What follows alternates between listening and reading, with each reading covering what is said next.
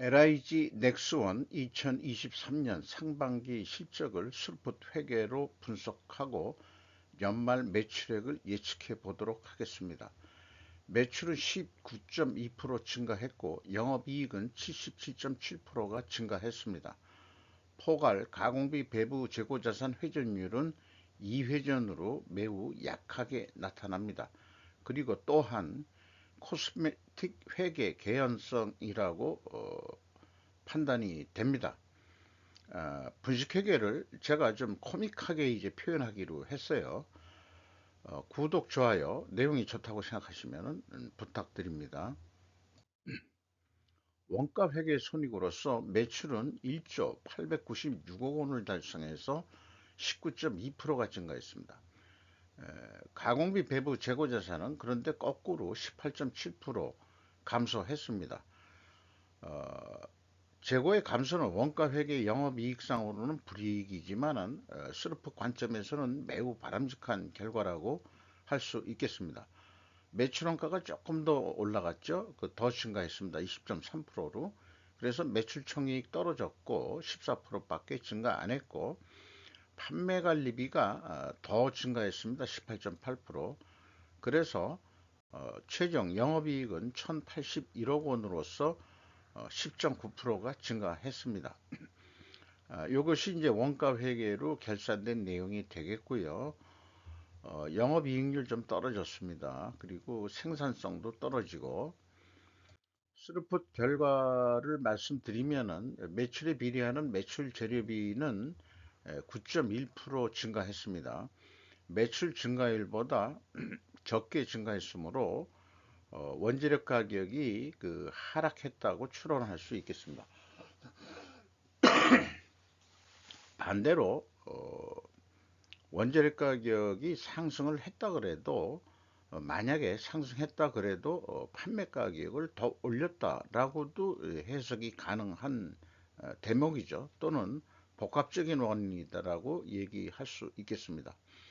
스루풋이 금액상 34.3% 증가했고요. 스루풋율은 5.1% 상승했습니다. 마진율이 상승했다는 얘기가 되겠습니다. 운영비용이 25.4% 증가했습니다만은 스루풋 금액이 더 증가했으므로 TOE 생산성 상승했고요. 영업이익은 77.7%가 증가했습니다. 원가회계 영업이익보다 18억 2,700만 원 더 이익이 났습니다. 이것은 가공비 배부 재고자산이 감소했기 때문입니다. 전년도 상반기는 원가회계 영업이익과 크게 차이가 있습니다. 356억 원 더 적게 이익이 났었습니다. 재고자산 내용을 보면은 제품 제공품 WCAI 가공비 배부 재고자산이 76억 2,400만 원 감소 아니 증가했고요. 그 다음에 그 전년도는 무려 635억 원이 증가가 됐었습니다. 어, 전체적으로 저기 이 계약자산이 있는데 계약자산은 130억 원이 감소했습니다. 아까 제가 가공비 배부 재고자산이 감소했다고 그러는데 가공비 배부 재고자산은 증가했습니다만은 계약자산은 포괄 제공 성격으로서 여기 제공품 이거를 스루풋은 포함을 시킵니다. 이게 130억 원이 줄어서 이 포괄 가공비 배부 재고자산은 감소했다. 이렇게 이 설명을 드릴 수 있겠어요. IFRS 회계 기준에 따라 계약 자산이 있지만 GAAP는 그런 회계 기준은 없을 것이다. 이렇게 또 좀 말씀드릴 수 있겠고요. 비용의 성격적 분류 내용을 보면은 회사는 명확하게 제품 및 제공품의 변동이라고 재고자산의 변동 범위를 표기하고 있습니다. 원재료 사용액이 10.8% 증가했고요.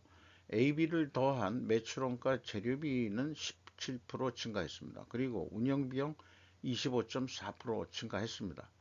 이 운영 비용에서 판매 관리비를 빼면은 그게 공장 가공비가 되겠는데, 이게 34%로 크게 증가했어요. 상승했어요. 그리고 상대적으로 재료 비율이 떨어졌죠. 이걸 봐서라도 원재료 가격이 하락했다라고 추론이 됩니다.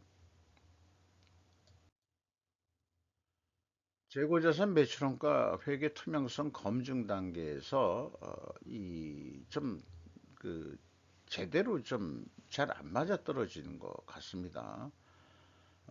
PQ 총 제조 비용의 차이가 478억 원 되고, 그 다음에 그 PQ 생산 배려 생산 재료비의 차이도 동일한 금액이죠. 그래서 이것은 그 포괄 가공비 배부 재고 자산에서 어, 계약 자산이 포함되니까 그거의 그 증가액을 빼주면은 이 차이가 그 348억 원 차이가 나는 것으로 이렇게 최종 나옵니다. 그리고 그것은 아까 말씀드린 대로 이 1번 WCAA는 그 포괄 가공비 배부 자산이 아니고 요거는 이제 WCA만 얘기를 하는 거죠. 그리고 또 비성분 재고 자산 회사가 제시한 거 그거 차이가 요 차이가 납니다. 똑같이 동일하게. 그런데 문제는 이 금액 348억 원이 무엇인지가 도저히 추적이 안 돼요.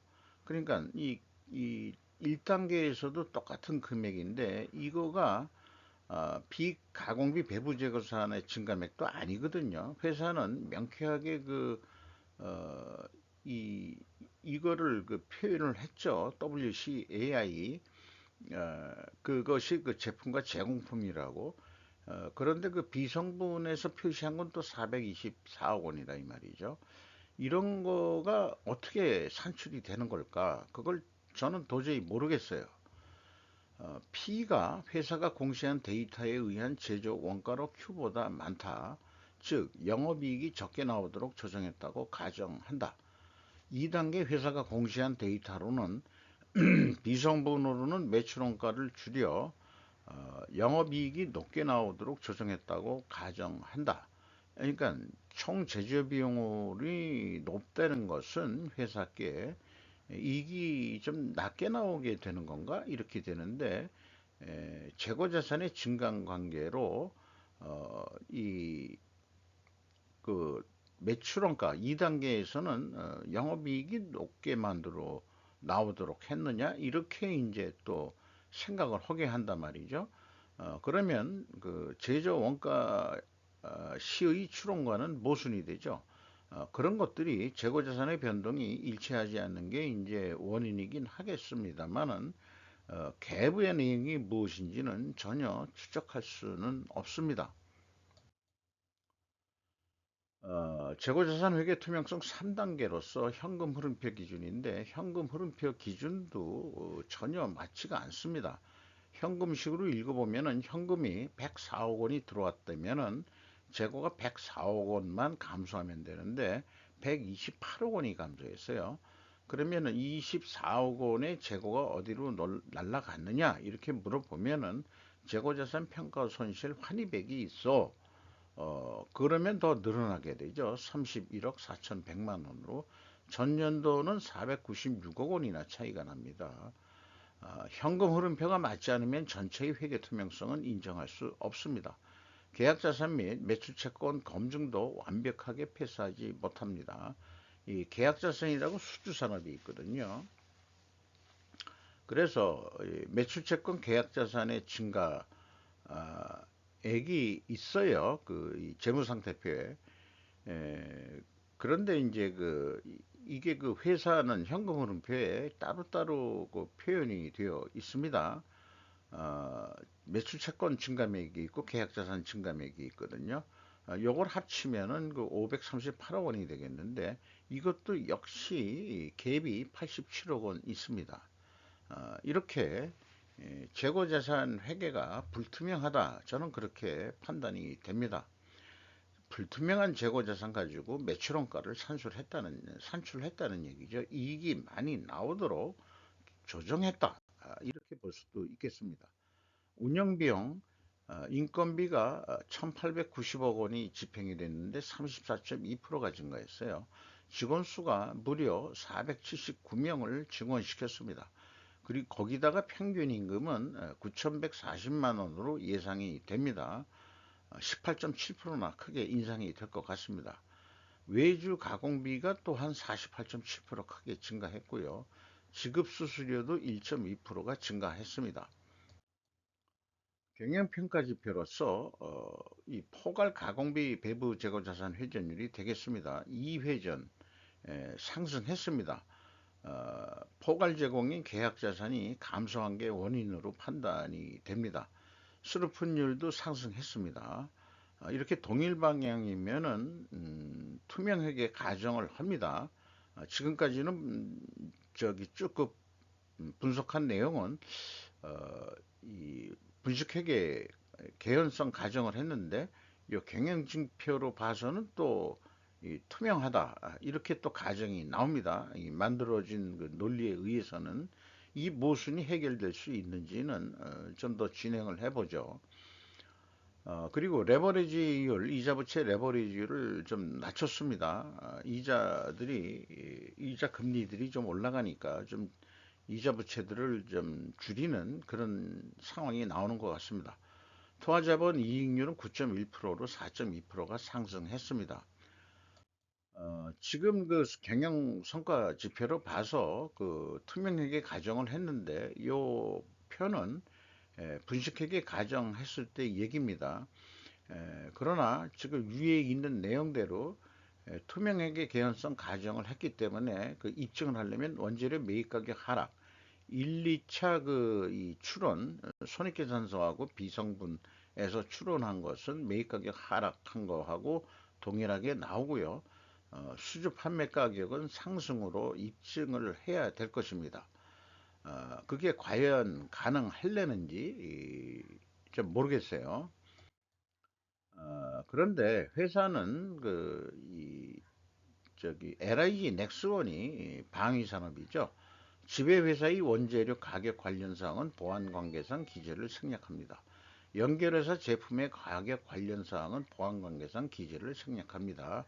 그래서 모순을 해소할 방법은 없어요. 어, 그것이 이제 방위 산업을 분석할 때 애로점으로 나옵니다. 요건 참고적으로 그 매출액을 이 제품별로 금액은 표현을 해줬습니다.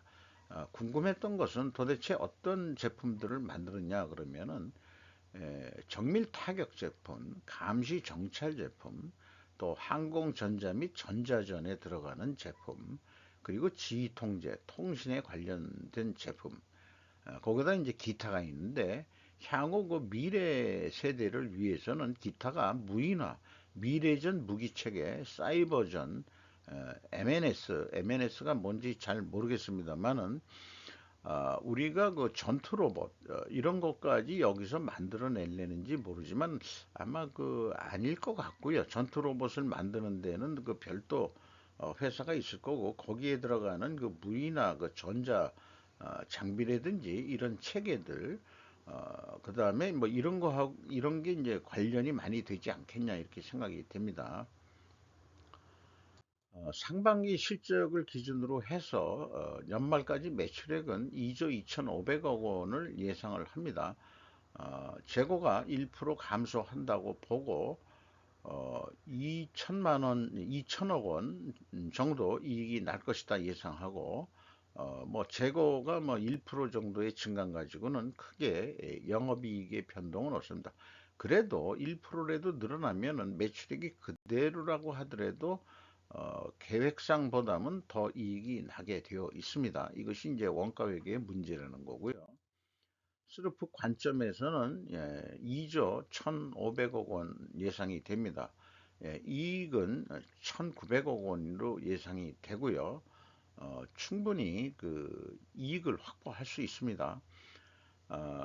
그리고 좀 더 이익을 내보자 하면은 그 회전율을 4.5회전까지 해보자. 이것은 또 판매를 한다기보다도 지금 계약 자산을 더 좀 그 납기 달성률을 올려서 그러니까 이 회전율이라는 것은 그 납기 달성률하고 거의 동의어라고 저는 생각을 합니다. 그래서 저는 회전율로 봅니다.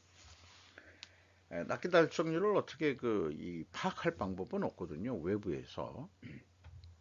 그러면은 2조 3,788억 원의 매출 효과가 나올 것이고, 그러면은 거의 2,900억 원 정도의 영업이익이 날 것이다. 스루포트 회계 기준 이것을 어떤 납품 단가라고 비유를 하면은 이 215만 원짜리가 되고, 원가 회계 기준은 225만 원에서 10만 원 싸게 납품을 해도 충분하다. 이렇게 판단이 됩니다. 이번 경우가 원래 그 재고가 감소하면은 이 재고 회전율 상승과 더불어서 이익이 증가하게 돼 있고, 판매 회가는 원가 회계보다 높게 나오게 되어 있는데 이번 낮게 나왔죠. 이게 특별 원인이 변동이 있을 거다. 그런 것까지 이제 제가 그 매트릭스 표에다가 미리 반영을 해 놓은 건데, 때문에 이렇게 안 맞아 떨어진다 이게요. 그 순리적으로 그런 경우가 분명히 분식회계 개연성이 있다라고 최종적으로 말씀드릴 수 있겠습니다. 좀 아무래도 그 방위산업인데 방위산업일수록 좀 투명성을 보여줘야 또 신뢰가 갈 것 같은데 말이죠. 주가를 보면은 91,700원으로서 연초보다 500원 뭐 크게 내려가지는 않았습니다. 장부 가격 대비 201% 대우를 받고 있습니다. 주가는 높게 대우를 받고 있네요. 어, 5% 이상 주주가 주식회사 LIG 42% 가지고 있고 국민연금공단이 13.5%, 외국인이 14.35% 지분을 가지고 있습니다. 이상 LIG 넥스원 2023년도 상반기 실적을 분석 및 매출을 예측해 봤습니다. 3분기가 이제 뭐 그 9월이죠. 그럼 한 11월 늦어도 11월 중순까지는 다 공시가 될 텐데, 이런 그 상반기 추이는 크게 변하지 않을 것 같아요. 어떤 원가 회계 매출 원가 계산하는 자기네들의 방식이 뭐가 있는데, 객관적으로 어떻게 투명하지는 않은데 외부에서는 그 갭이 무엇인지 제가 그것을 만약 찾을 수 있다면은 매우 그 히트작을 낼 것 같은데 말이죠. 그게 참 궁금합니다. 저도 LIG 넥스원 3분기 누적 실적도 한번 놓치지 않고 분석을 해서 또 한번 소개하는 시간을 가져볼 계획입니다. 마치도록 하겠습니다.